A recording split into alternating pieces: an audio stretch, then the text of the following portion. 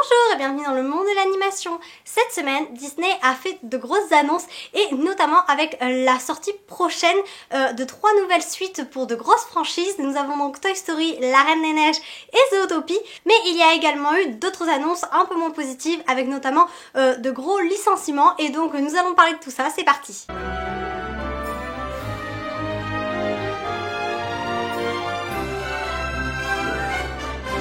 Tout d'abord, il faut savoir qu'en ce moment, et depuis quelques temps à présent, Disney se casse un petit peu la figure, on peut le dire, notamment depuis la pandémie du coronavirus.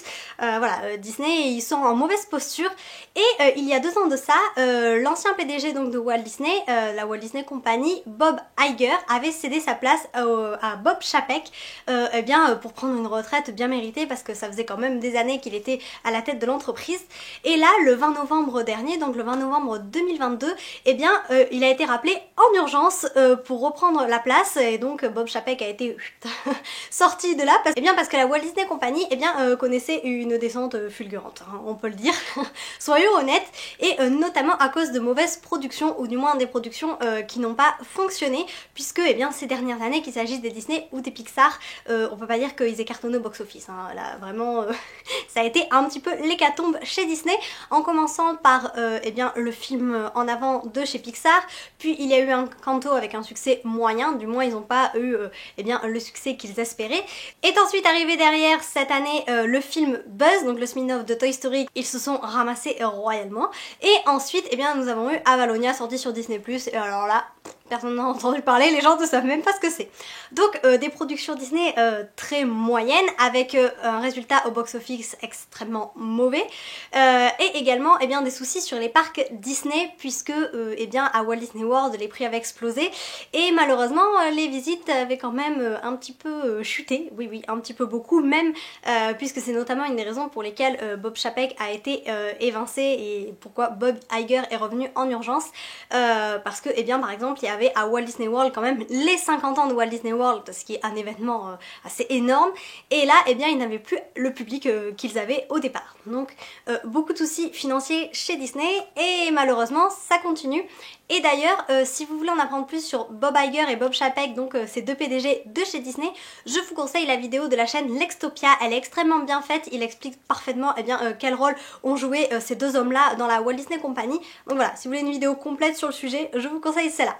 Mais pour en revenir à nos suites, à nos films et à cette hécatombe financière chez Disney, Bob Iger a été obligé en fait de prendre des décisions, d'autant plus que là, ce dernier trimestre, donc les 3 derniers mois qui se sont écoulés, Disney Plus a perdu 2,4 millions d'abonnés, ce qui est énorme. Ils ont perdu énormément d'utilisateurs, ce qui n'était pas prévu puisqu'ils avaient pour objectif de grossir encore d'ici la fin de 2023, donc l'année s'annonce plutôt mal pour eux, et c'est là que Bob Iger a fait des annonces et il a malheureusement annoncé le licenciement de 7000 employés. Il y a 7000 emplois qui vont être supprimés et il va d'ailleurs réagencer un petit peu la Walt Disney Company puisqu'elle va être restructurée en 3 groupes. Le premier qui s'occupera donc du divertissement, de l'animation, des films, du cinéma, etc. Le deuxième groupe qui s'occupera de la chaîne ESPN et ensuite le dernier groupe qui s'occupera des parcs d'attractions. Voilà, donc la Walt Disney Company va être redivisée et notamment c'est pour ça qu'ils sont obligés de supprimer 7000 emplois pour retomber sur leurs pattes. Et c'est là que ça devient intéressant parce que nous avons eu d'autres annonces, comme je le disais au début de la vidéo, et Bob Chapek, non pas du tout, et Bob Iger a donc annoncé la suite de 3 grosses suites pour leur plus grosse franchise, et puisqu'ils ont mis Toy Story, La Reine des Neiges et Zootopie. Et alors là, qu'est-ce qu'on en pense? Je vous donnerai mon avis un petit peu plus tard dans la vidéo, même si je pense que la Toy Story, faut arrêter. Mais bon, ça c'est que mon avis personnel. Surtout, il faut savoir qu'ils ont pris uniquement des franchises qui marchent, de grosses franchises, mais surtout celles qui rapportent le plus. Alors, voilà. parce que eh bien Toy Story est quand même une très grosse saga. Depuis le premier film en 95, avec ses 4 longs métrages, il faut savoir que quand même eh bien la saga Toy Story a rapporté plus de 2 milliards de dollars au box-office, donc ça leur fait quand même une jolie petite somme. C'est une franchise qui marche, qui rapporte beaucoup, d'où le choix j'imagine de la sécurité et de reprendre des personnages qu'on a vus, revus et re-revus pour être sûr eh bien, que ce film-là, le 5e, soit encore regardé par le public, puisqu'apparemment toutes leurs nouvelles productions originales font des flops. Donc voilà, et j'imagine que c'est vraiment la solution de sécurité. Passons donc à La Reine des Neiges, le plus gros bébé de chez Disney. Eh bien oui, parce que si on compte pas les films live en termes de films purement animation, ben, La Reine des Neiges 2 est tout en haut du box-office de la Walt Disney Company et suivi de près par, je vous le donne en mille, La Reine des Neiges 1. Donc avec un tel succès et de telles recettes, eh bien pourquoi ne pas continuer sur cette lancée, puisqu'il faut savoir que le premier film a rapporté 1,26 milliard de dollars de recettes et que le second film a rapporté 1,45 milliard, donc encore plus. À elle seule, La Reine des Neiges a quand même rapporté 2,71 milliards de dollars, ce qui est énorme en 2 films seulement. Elle a rapporté plus que les 4 films de Toy Story, donc eh bien ils sont sur une franchise qui marche énormément, qui est un succès international. Et donc, eh bien, cette suite est censée un petit peu relancer l'entreprise de Walt Disney et leur apporter un petit peu d'argent, parce qu'en ce moment, c'est pas au beau fixe hein, les comptes de chez Disney. Et ensuite, nous passons à Zootopie, qui a rapporté à lui seul quand même 1,1 milliard de dollars et qui se situe dans le haut du box-office de la Walt Disney Company. D'ailleurs, je vous affiche le tableau des films Disney les plus rentables et on peut voir que Zootopie se situe juste en dessous de La Reine des Neiges 1. C'est donc un film qui financièrement a quand même rapporté gros et j'imagine qu'avec Zootopie 2, eh bien, ils espèrent renouveler cet exploit. Encore une fois, ils s'appuient sur le succès eh bien, des films précédents. Bon, dans le cas de Zootopie, il y en a qu'un seul.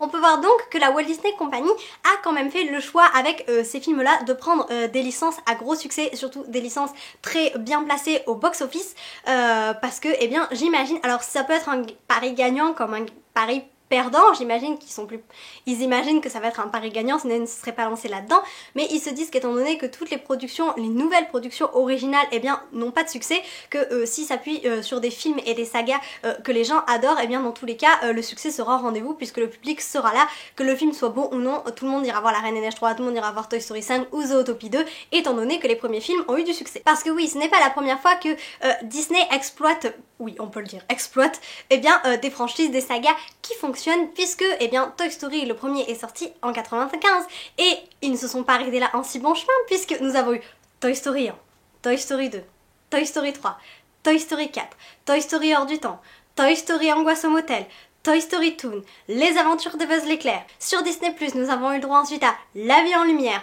Fourchette se pose des questions et plus récemment le spin-off de la saga Toy Story, Buzz l'éclair. Ah, ça fait beaucoup, hein. Vraiment là, ça fait beaucoup. Et je pense qu'ils ont vraiment... Ils ont pressé l'univers de Toy Story au maximum, il n'en reste plus une goutte là.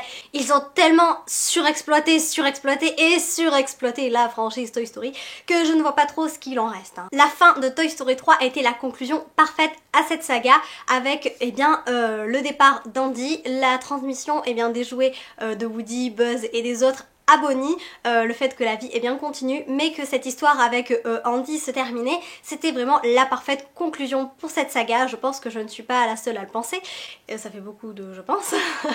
C'est d'ailleurs le film le plus apprécié de la saga, ce n'est donc pas pour rien.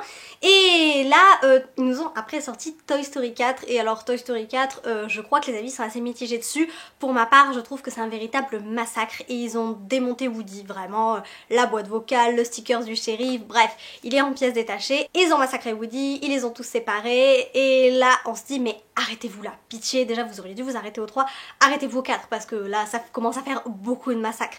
Et à titre personnel j'ai aimé le spin-off de Buzz l'éclair, mais il faut savoir quand même que ce spin-off là il a eu zéro succès, vraiment c'était une catastrophe, là ils se sont ramassés en beauté, donc pourquoi sortir un Toy Story 5 ? Là, je vous avouerai que c'est l'annonce qui m'a le plus choquée. Quand j'ai vu ça, j'ai dit mais on va sortir un 5 quand même. Mais faut arrêter au bout d'un moment. Et bien apparemment, non. Disney se dit on a besoin d'argent et Toy Story ça marche. Donc, eh bien, sortons Toy Story 5. Voilà.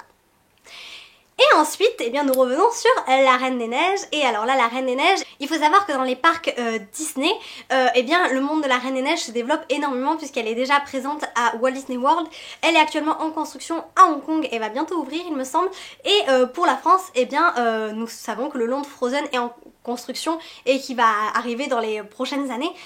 Donc vraiment, ils ont fait de grosses extensions autour des lands Frozen. Donc j'imagine que, eh bien, ils veulent les rendre un petit peu plus attractifs, encore plus parce que pour la Reine des Neiges c'est toujours attractif pour le public. Mais là, ils veulent encore relancer la Reine des Neiges et j'imagine qu'ils vont essayer de faire un petit peu correspondre entre les sorties, donc la sortie de la Reine des Neiges 3, l'ouverture des différents lands Frozen dans les parcs Disney. La Reine des Neiges est actuellement la franchise qui leur apporte le plus. C'est vrai que ça serait bête de leur part de se priver d'une suite. Et alors là, je suis un petit peu partagée et je peux parler en tant que grande fan de la Reine des Neiges. Je suis fan de la Reine des Neiges depuis le premier jour, même avant j'ai été fan des premiers arcs qui étaient sortis bien avant la sortie du film. Donc voilà, je suis une fan depuis le premier jour. Et je peux dire que cette troisième suite, elle m'effraie un petit peu malgré tout. Il y avait déjà eu quand même une annonce pour la Reine des Neiges 3 puisque Kristen Bell, qui est la doubleuse officielle d'Anna en VO, avait laissé entendre qu'une suite était prévue pour la Reine des Neiges 2. Donc elle parlait bien de la Reine des Neiges 3, mais rien n'avait été confirmé officiellement. Quand j'ai vu paraître l'annonce, ça m'a pas surprise parce que je ne vois pas pourquoi Kristen Bell voilà, aurait lâché cette information si elle était fausse, ce n'était pas dans son intérêt. Donc ce n'est pas surprenant que cette suite soit annoncée. En revanche, je me dis qu'est-ce qu'ils vont pouvoir faire. Nous avons quand même déjà eu la Reine des Neiges 1, la Reine des Neiges 2, la Reine des Neiges Une fête givrée, la Reine des Neiges Joyeuse fête avec Olaf, puis ensuite nous avons eu les aventures d'Olaf, plus récemment sur Disney+, Olaf présente, et si on continue dans la série Frozen, il y a également Lego La Reine des Neiges.